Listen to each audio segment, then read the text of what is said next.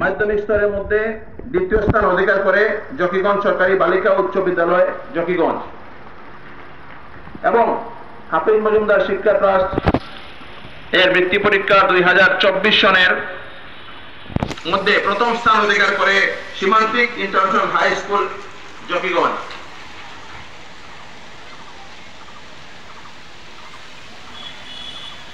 হাফিজ মজুমদার শিক্ষা ট্রাস্টের 2024 সনের বৃত্তি পরীক্ষায় প্রাথমিক স্কুলগুলোর মধ্যে সর্বমোট 167টি প্রাথমিক বিদ্যালয় অংশগ্রহণ করে।